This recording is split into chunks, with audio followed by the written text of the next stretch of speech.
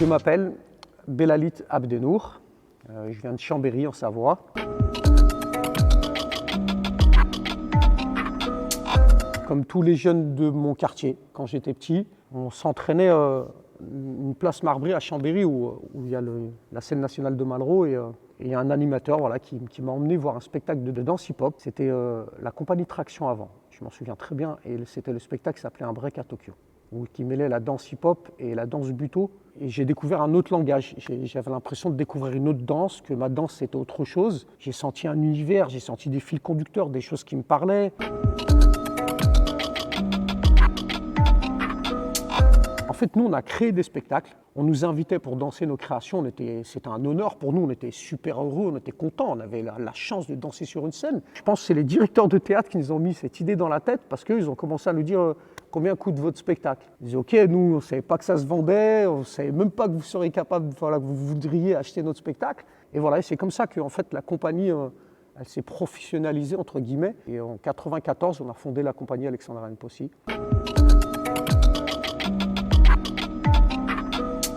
J'essaye d'entremêler dans la pièce les bannis de le chemin qui emmène vers une marginalité, vers un écart, et puis en même temps le chemin inverse. Comment on peut revenir de ça avec un aidant, un accompagnant, je ne sais pas comment on peut appeler ça, mais voilà, ça peut être des parents, de la famille, du personnel hospitalier.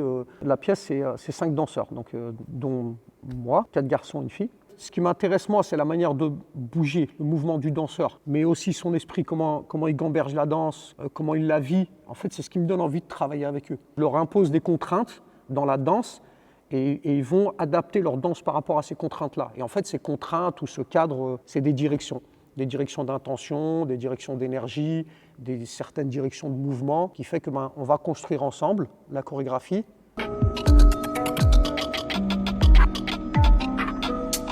La résidence au CCN de La Rochelle, en fait, c'est le fin de parcours. Donc là, on est en phase finale du spectacle. On peaufine les chorégraphies, on crée la lumière et voilà, on modifie par rapport à la lumière certains placements, certaines choses, certaines intentions. Pour moi, une pièce, elle n'est jamais finie. Souvent en tournée, je change des tableaux, je rajoute des choses pour avoir toujours cette impression de me dire que je donne quelque chose de nouveau.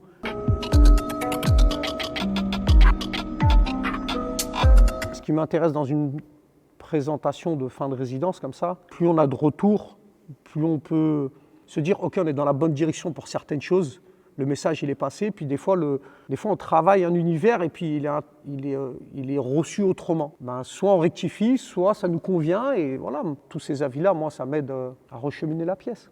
Ah, dans une semaine.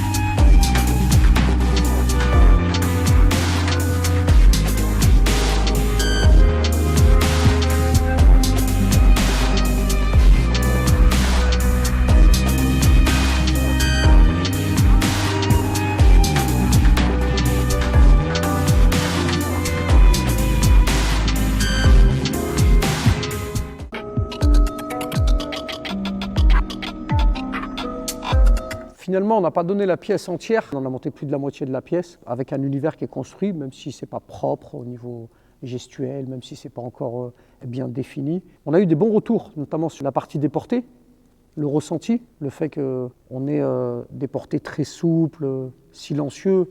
On a ce côté violent en fait, derrière cette souplesse. Et du coup, les gens le ressentent comme quelque chose de très très violent. Et moi, c'est ce que je voulais retranscrire dans ce tableau-là, donc c'est parfait.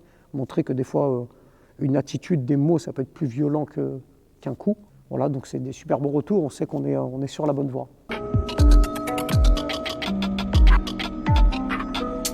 Il nous reste une dernière résidence à la mode Servolex, dans le 73, à Chambéry, enfin c'est à côté de Chambéry. Et puis, on aura la réponse, je crois, le 15 mai. Est-ce qu'on pourra jouer la première le 27 mai ou pas?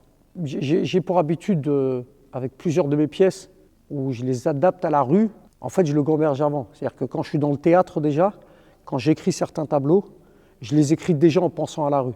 Donc là, ce projet-là, dès le départ, je l'ai conçu en me disant, je fais la version théâtre, et pendant que je travaille la version théâtre, en fait, je travaille certains tableaux, parce que je sais que ça va aller à la version rue. Pour la suite, déjà, on va commencer pour le 27, ce sera un beau départ, déjà de faire une première.